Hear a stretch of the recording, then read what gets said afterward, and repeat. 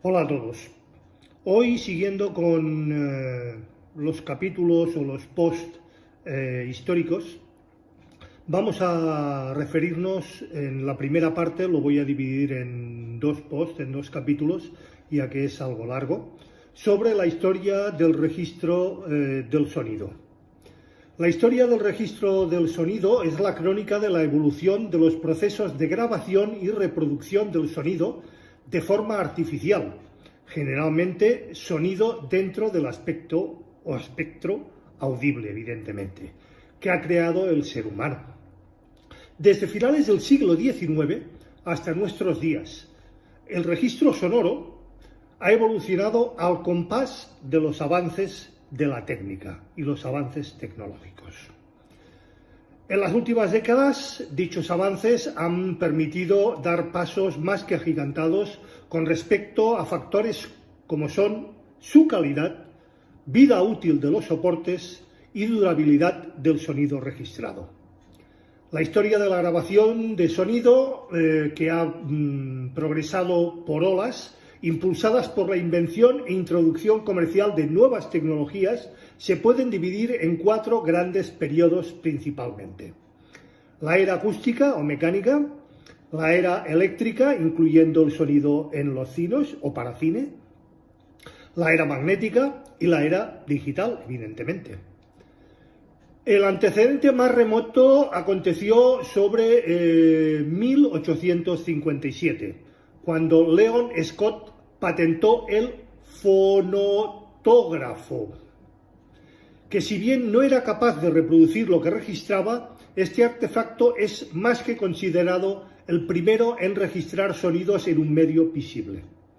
Se sabe que allí sobre 1860 se realizó la primera grabación de la que se tenga constancia. En 1877 surgió un adelanto más que importante. Thomas Alva Edison creó el fonógrafo, el primer artefacto capaz de grabar y reproducir el sonido. Poco después apareció el fonógrafo, fomógrafo, que terminó venciendo al fonógrafo en el mercado, a causa de las diversas ventajas que éste tenía con respecto al fonógrafo de Edison.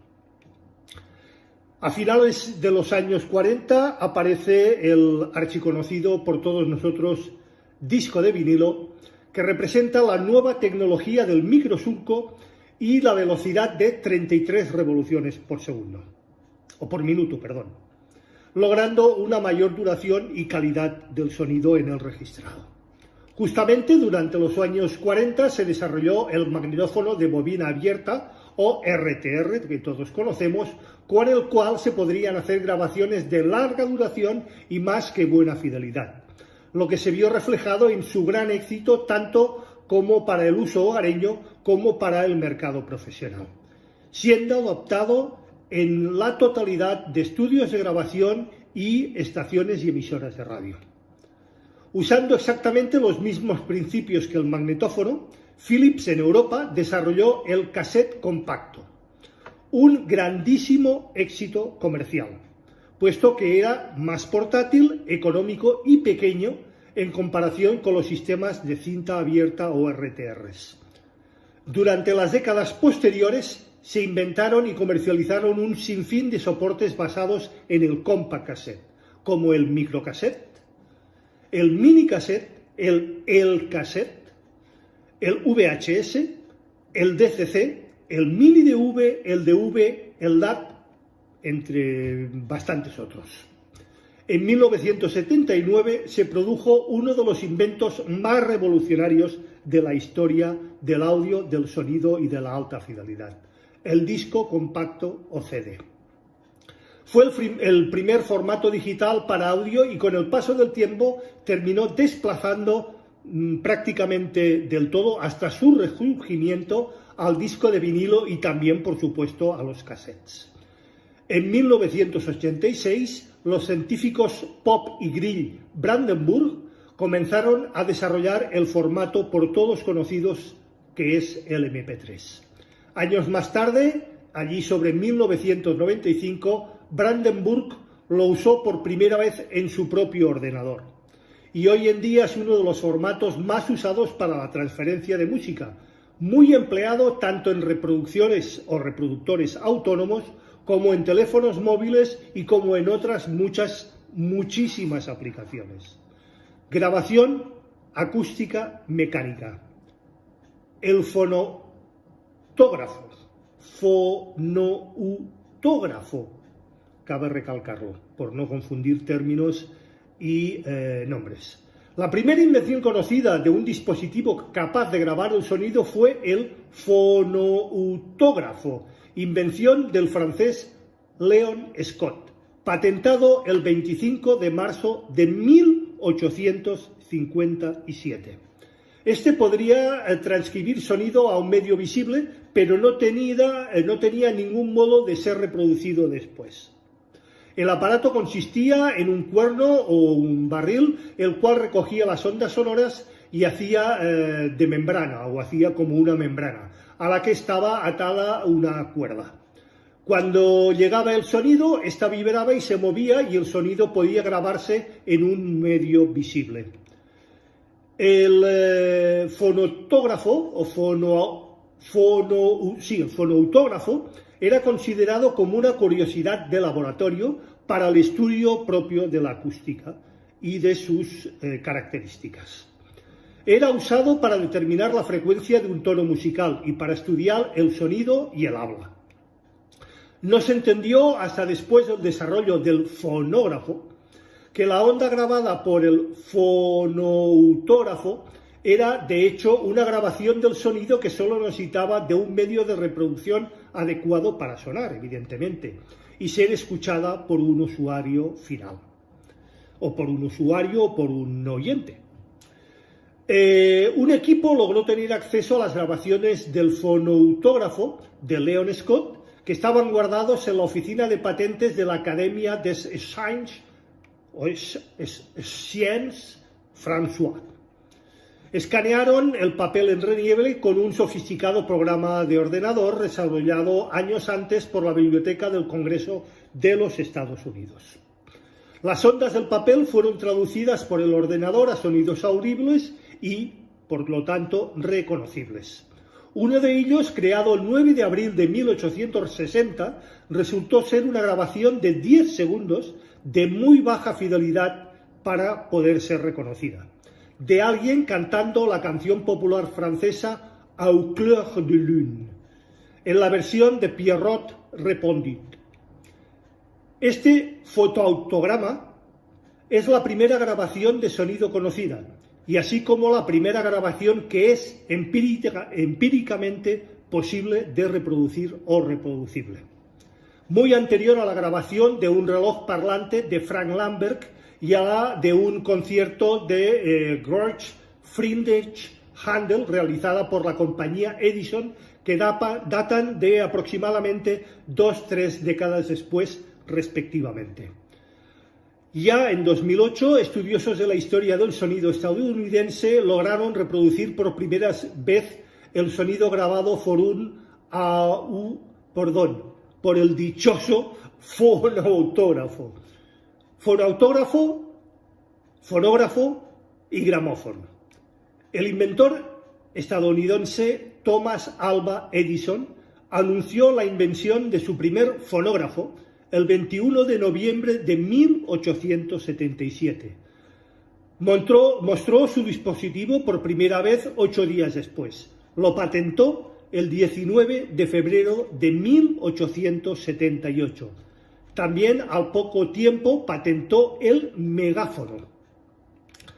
Al principio se utilizaron cilindros de cartón recubiertos de papel de estaño y posteriormente se probó con cartón parafinado, para que finalmente aparezca en 1890 el cilindro por todo conocido de cera macizo, que terminó siendo el medio consolidado de dicho invento. El cilindro de cera era de mayor calidad y durabilidad, de ahí su éxito comercial. El fonógrafo utiliza un sistema de grabación mecánica, totalmente mecánica, en el cual las ondas sonoras que pueden ser producidas por la voz u otros medios son transformadas en vibraciones y estas en un surco trazado de forma vertical al que más tarde se le pasará una aguja y la misma recogerá las vibraciones en un cilindro del fonógrafo. El fonógrafo, a diferencia del fonoutógrafo, del cual no se podían reproducir sus grabaciones, fue el primero que pudo tanto grabar como reproducir dichos sonidos. Este aparato en un principio era popular, conocido como la máquina parlante, del inglés The Talking Machine. Un alemán radicado en Estados Unidos de nombre Emil Berliner inventó en 1887 y patentó en 1888 el gramófono. Este nuevo artefacto e invento se trataba de un plato giratorio, un brazo, una aguja o púa con una bocina y un motor de cuerda al cual giraba a aproximadamente 80 revoluciones por minuto. Ya nos empieza a sonar. Al principio los fonógrafos usaban motores a cuerda, los cuales no eran capaces de controlar la velocidad constante de aproximadamente 80-78 revoluciones por minuto. No hasta la llegada de los motores síncronos, evidentemente. En principio no hubo una velocidad universal aceptada por todos, y las diferentes empresas fabricaban discos que funcionaban a diferentes velocidades. Un auténtico caos. Sin embargo, las principales compañías discográficas finalmente acordaron un estándar de facto de 78 revoluciones por minuto. Aunque la velocidad real difería entre los Estados Unidos y la mayoría de países del mundo como consecuencia del ciclaje de la corriente alterna. En Estados Unidos, como es ya conocida, es de 60 Hz, mientras que la mayoría del resto de países es de 50 Hz. De ahí su diferencia.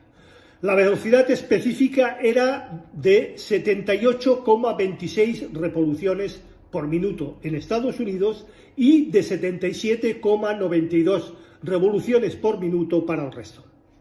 Al principio, los discos que vendía la compañía Gramophone de Berliner usaban la ebonita, goma endurecida, y lo que ellos denominaban como vulcanite, empleados en la medida experimental de 5 pulgadas.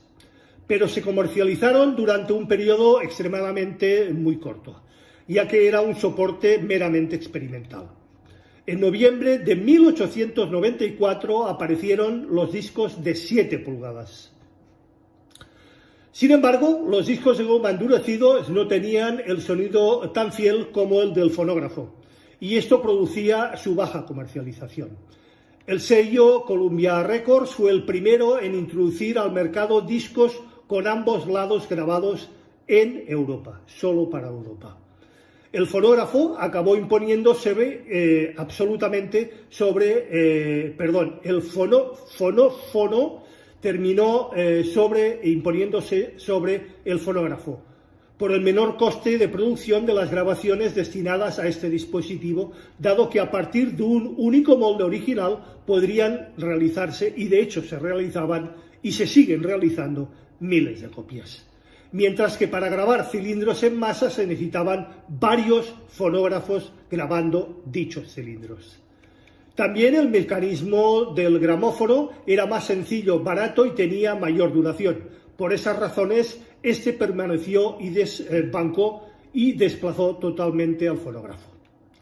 Sin embargo, el fonógrafo tuvo, por un lado y por algún tiempo, una gran ventaja con respecto al gramófono.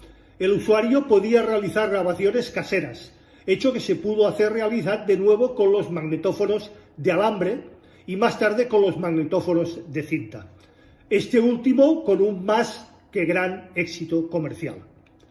El gramófono utiliza un sistema de grabación totalmente mecánica, al igual que el fonógrafo, el cual con las ondas sonoras se transforman en vibraciones mecánicas, que hacen mover una aguja la cual traza surcos que conforman una espiral sobre la superficie de discos metálicos que han sido tratados químicamente.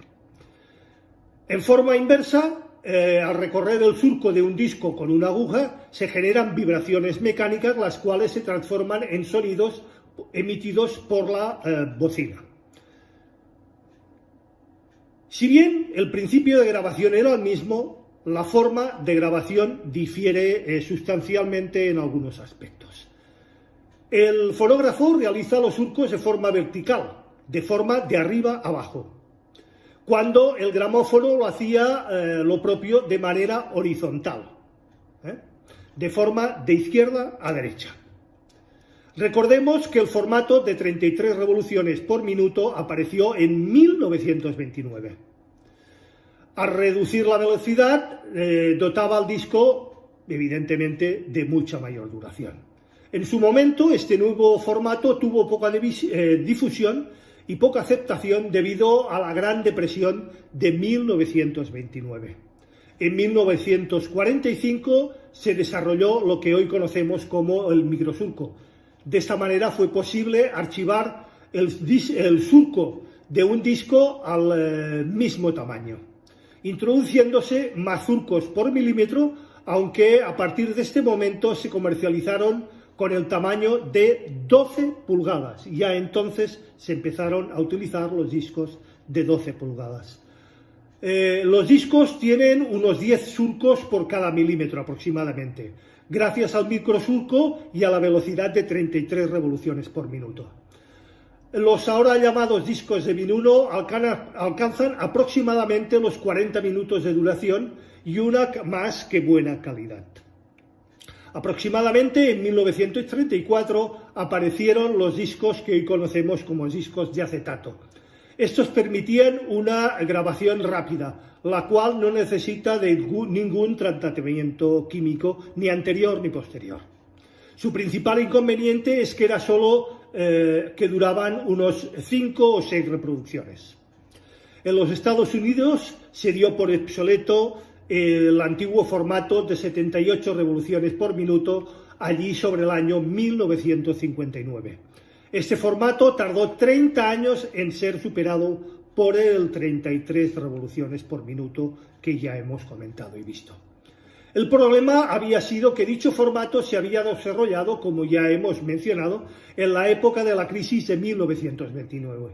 Las complicaciones, o más que complicaciones económicas del momento, dificultaban en gran medida la compra de nuevos equipos para la reproducción de disco por parte del gran público. Y a su vez era difícil la manufactura de estos aparatos y su compra era realmente muy difícil. Pasemos a la grabación eléctrica. En 1925 los discos se empezaron a grabar de forma eléctrica, sustituyendo al sistema mecánico vigente hasta ese momento. Tocadiscos. Ya he comentado ampliamente en otro post sobre sus diferentes tecnologías, ventajas e inconvenientes. Os recomiendo que lo veáis. El tocadiscos apareció por primera vez en 1925. Justo cuando aparecen los primeros amplificadores a válvulas. También hemos hablado de ellos y de su historia y de su evolución. También recomiendo su visionado. El tocadiscos está constituido por un plato giradiscos que rota por tracción eléctrica o por tracción electromecánica, los que son de polea o de transmisión por goma, y un brazo cuya punta está dotada de una aguja que es sensible a las vibraciones producidas cuando ésta recorre el surco del vinilo. Las vibraciones se transforman en una señal eléctrica mediante la cápsula, en principio utilizando un efecto piezoeléctrico, las llamadas cápsulas cerámicas, y más tarde mediante la cápsula magnética con una bobina e imán en su interior entregaban una señal más débil pero de mayor o ampliamente mayor fidelidad. La salida de la cápsula va evidentemente a un amplificador, el cual mostrará lo registrado en el disco a través de los altavoces conectados al mismo.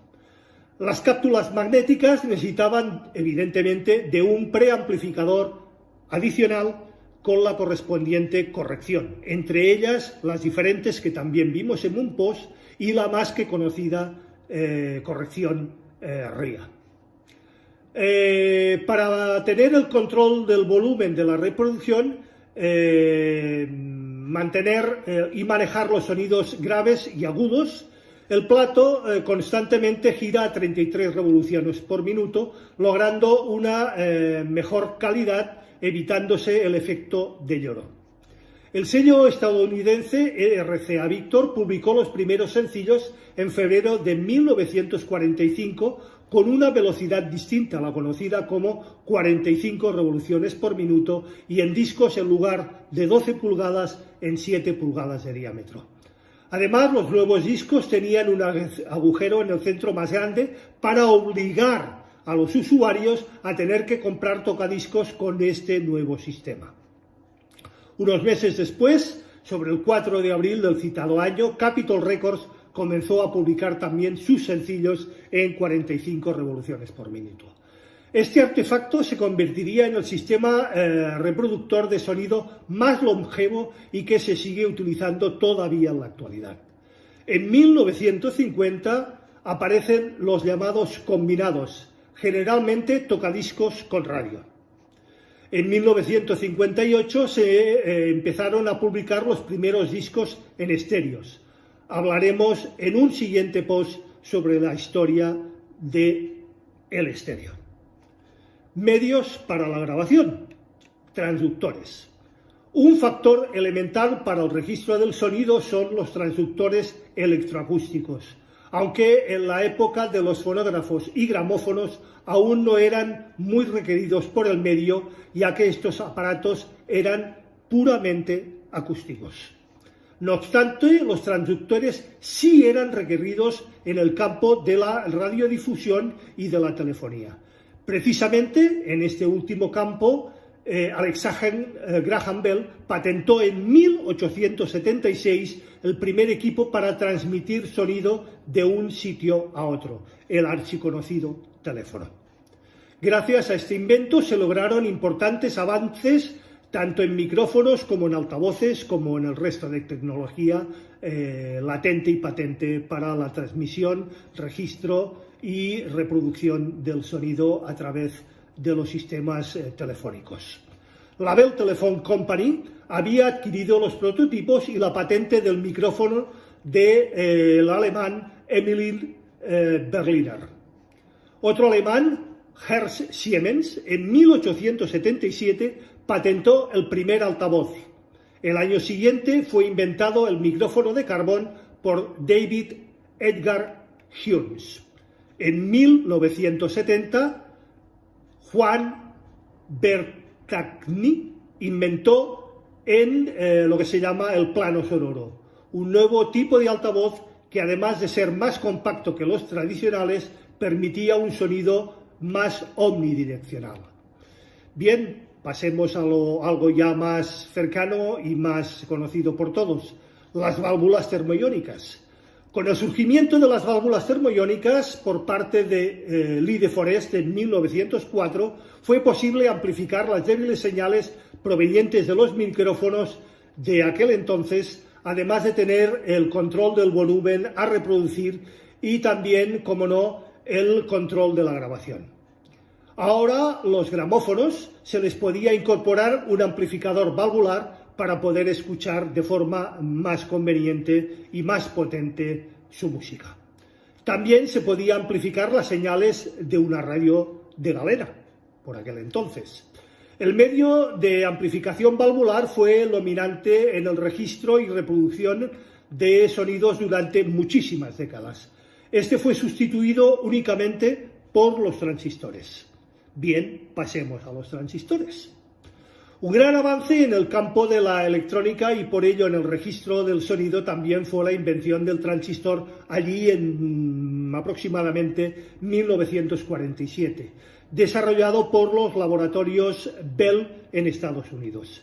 Si bien tuvieron que transcurrir más que varios años para empezar a implementarlo en este campo, posteriormente sería un elemento más que imprescindible y daría lugar a una más que gran revolución tecnológica.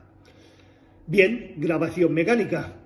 Cuando Thomas Edison patentó el fonógrafo en 1878, como hemos mencionado, el sistema de grabación magnético se empezaba a gestar, siendo Oberlin Smith el primero en realizar experimentos con el registro magnético.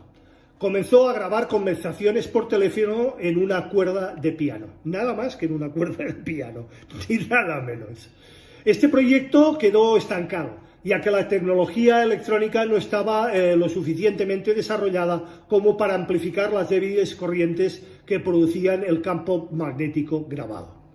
Sin embargo, Smith siguió experimentando con un artefacto parecido al fonógrafo llamado telegráfono. Smith publicó allí sobre 1888 un artículo relacionado con esto en la revista The Electrical World. El apartado se titulaba Algunas posibles aplicaciones del fonógrafo. Proyecto para utilizar las bandas de tela que contengan limaduras de hierro. Se estaba refiriendo evidentemente a la investigación del gramófono de alambre. En la mencionada revista publicó una idea similar a la de grabar sonido en alambre. Era el de grabar un sonido por un alambre enrollado en un cilindro con un electroimán, el cual estaba conectado a un micrófono de carbón con una batería y de este modo generaba un circuito en serie. Su funcionamiento era similar a la del fonógrafo, pero este era más eléctrico que acústico. Las oscilaciones eléctricas del micrófono, que son provocadas por la diferencia de potencial de la batería, hacen que el electroimán genere campos magnéticos que son grabados en el alambre enrollado a dicho cilindro. El telegráfono fue perfeccionado por el inventor danés Valdemar Poulsen, quien fue quien lo patentó. El invento fue expuesto la primera vez durante la Exposición Universal de París de 1900, lo que despertó la curiosidad de muchos de los que lo vieron y de los visitantes a la feria. Poulsen perfeccionó el invento allí sobre 1903, al introducir la polarización por campo continuo. Estábamos avanzando en lo que conocemos como magnetófonos. Sin embargo, este invento pasó inadvertido, ya que el público se había adaptado a los discos gramofónicos. Como consecuencia, el registro magnético cayó en el olvido, siendo un claro exponente la quiebra de la American Telephone Company. A pesar de esto, los laboratorios siguieron experimentando con el registro magnético y el procedimiento magnético a alta velocidad. Así descubrieron la polarización magnética por el campo alterno de alta frecuencia. Este invento fue patentado en agosto de 1927. Bien, el magnetófono de alambre. En 1911, con un simple invento del Guy de Forest, el tubo audición o audión, más tarde desarrollado y conocido como tríodo, fue posible amplificar estos campos magnéticos y hacer más que una realidad el magnetófono de alambre, el primer sistema magnético realmente de audio. No fue hasta aproximadamente 1930 que se pudo crear un grabador de alambre con suficiente fidelidad para lanzarlo al mercado. Antes de comenzar la Segunda Guerra Mundial y durante el periodo bélico, los aliados usaron los grabadores de alambre, también lo hacían en grabaciones de pasta shellac, acetato o goma de laca a 78 revoluciones por minuto. La posibilidad de grabar el alambre hacía que este tipo de máquina fuese un dispositivo importante a la hora de enviar los mensajes en tiempos de guerra. Inicialmente la grabadora se utilizó para registrar el alfabeto Morse, ya que los equipos eran capaces de reproducir únicamente estados de magnetismo y no monomagnetismo. Más tarde fue posible grabar sonidos más complejos. Las versiones militares fabricaban el alambre con material antioxidante, particularmente añadiéndole cromo, pero las versiones civiles no. Y por ello, en poco tiempo, el óxido se encargaba de destruirlas y dañarlas completamente. Era un problema de costos y de competencia. La grabadora de cinta ya estaba en el mercado para su uso comercial. Aunque el alambre solía enredarse y romperse, la manera más inmediata de repararlo era simplemente anulándolo, aunque debía de ser de una forma muy particular, y esto era imposible de hacer con las cintas de grabaciones modernas. Bien, pasemos al magnetófono de bobina abierta o RTR. En 1928, el alemán Fils Plaushomer solicitó una patente similar en cuanto al principio del grabador de alambre.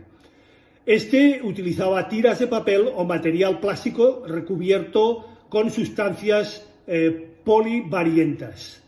Una de las primeras máquinas industriales basada en los principios de Paulsen fue construida por el alemán Steyl, quien fundó la compañía Telephone Patent Syndicate. El soporte empleado era un hilo de acero al cobalto de 0,2 milímetros que se empleaba a una velocidad de 1,2 metros por segundo, polarizando por un campo continuo. Pero esta máquina ofrecía resultados extremadamente pobres. Mucha distorsión, además de un importante y reconocible ruido de fondo. En 1930, AEG, Allgemeine Elektrizitätsgesellschaft, no sé hablar el alemán, en Berlín, decidió iniciar el desarrollo de la máquina magnetófono, basado en los principios de Fritz Plaumer, y en 1932 este otorgó los derechos para su uso a la mencionada AEG. La empresa alemana comercializó los primeros magnetófonos de alambre en 1933. Ellos querían desechar las cintas de papel recubiertas de óxido de metal porque se deterioraban con muchísima rapidez. Por ello se asoció con la firma química alemana IG Frank Industries, IG Flambe, filial de la multinacional química y superconocida alemana BASF, Verditch Anilin und Soda Fabrik. Insisto, no se habla alemán. Para desarrollar una cinta de forma más que conveniente y de forma apropiada. Estas cintas plásticas eran mucho más ligeras que las anteriores de papel sólido, lo que permitió que se fabricaran magnetófonos mucho más pequeños y menos costosos. La cinta constaba de una lámina de acetato de celulosa como material de soporte, recubierto a su vez por una laca de óxido de hierro como pigmento magnético y acetato de celulosa como emulsionante o multinante. La empresa BASF en 1964 ya había producido unos 50.000 metros de este nuevo tipo de cinta. El magnetófono K1, desarrollado por Telefunken AEG, y la cinta magnética manufacturada por BASF fueron presentados al público por primera vez en 1935 en la Exposición Radiotécnica de Berlín. En 1936 el juzgado de Alemania canceló la patente de Plaushomer, puesto que su idea era recubrir una cinta con polvo de hierro que se había patentado anteriormente por Waldemar Paulsen en 1898 y en 1899, por lo que Paulsen se descartó como el inventor de la grabación magnética. El magnetófono K1, como hemos mencionado, fue el primer modelo en sustituir el alambre de acero por la cinta de acetato de celulosa. Al año siguiente, los ingenieros de BASF registraron la sinfonía número 39 de Wolfgang Amadeus Mozart durante la visita a Alemania de la Orquesta Filarmónica de Londres, con más que buenos resultados en dicha grabación. Paralelamente, el 23 de noviembre de 1934, un inventor argentino, Fernando Crudo, patentó el fotoliftófono, un sistema de registro sonoro que grababa y reproducía sonido en papel imprenta, con la intención de facilitar y a muy bajo costo el acceso de la grabación al público y a la música reproducida. Este invento fue el primer en utilizar el tipo óptico analógico. El invento fue presentado en varias ciudades de Europa, despertando un gran interés en lugares como por ejemplo Londres. La compañía inglesa Marconi se fusionó con Steel, lo que generó la creación de la Marconi Steel en 1934, destinado mucho después a ser la BBC. A finales de 1930 los magnetófonos fueron empleados por emisoras alemanas para grabar con anterioridad sus programas, evitando así los posibles errores en las transmisiones en directo y anticipándose a la tendencia actual de la transmisión diferida en los programas de estaciones y emisoras radiofónicas.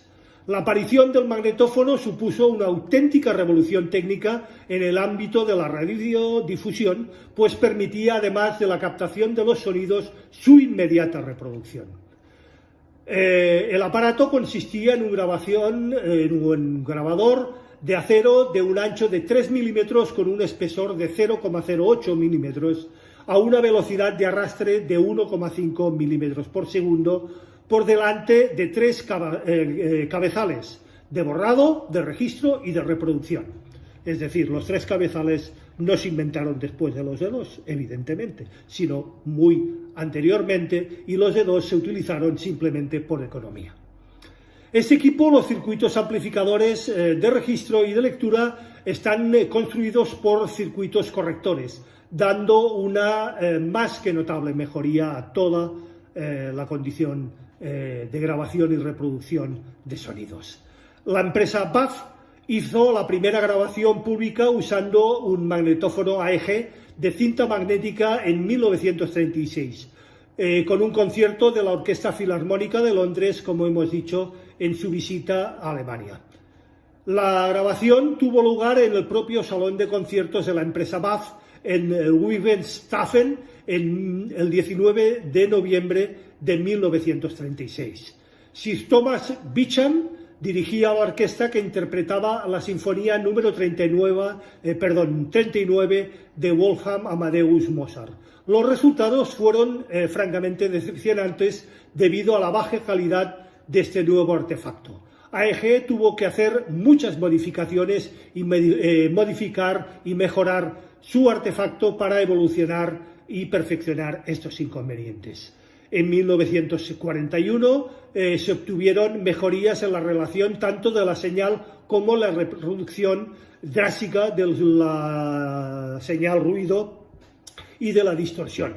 Se logró utilizando campos alternos de alta frecuencia para la fase de borrado y la polarización magnética del medio de registro. A partir del citado año se fueron desarrollando diferentes procedimientos y sistemas magnéticos en todos los campos de información: grabaciones sonoras, memorias magnéticas, registro de imagen y de sonido, cadenas de medición y automatismos de manutención. Los primeros magnetófonos de aficionado para el uso hogareño aparecieron allí por 1950 y eran de bobina de cinta abierta. El modelo comercial de magnetófono más difundido fue el más que archiconocido Revox. También aparecieron los magnetófonos para estudios discográficos, mediante los cuales se eliminó el proceso de grabación directa de audio sobre discos de acetato. Consistían en una base de aluminio, como hemos visto, recubierta de laca negra o de cera rígida. Este proceso aseguró una mejor calidad sonora, como lo demuestran las reediciones de material de audio de esa época en soportes digitales actualmente. Evidentemente a través de remasterizaciones y de remasterings. Para principios de los años 50, Bing Crosby Enterprise se convirtió en el único distribuidor de grabadoras Ampex, las ya conocidas y ampliamente conocidas Ampex, en todo el mundo, y a veces se convirtió en su primer cliente con la compra de 12 máquinas por nada más y nada menos que $5.200 cada una, y en aquellos tiempos. A ellos le siguieron la NBC, la CBS, Nautual, Capitol Records, Columbia Records, RCA, Victor y Decca. En 1950 las ventas de grabadores de alambre y de cinta ascendieron a unas 100.000 unidades. En 1951 de 110.000. En 1952, con los grabadores de alambre prácticamente fuera de escena y del mercado, las ventas fueron de 150.000 unidades. En 1953 se vendieron nada más y nada menos que 200.000 máquinas, mientras que al año siguiente las ventas subieron en unas 25.000 unidades más.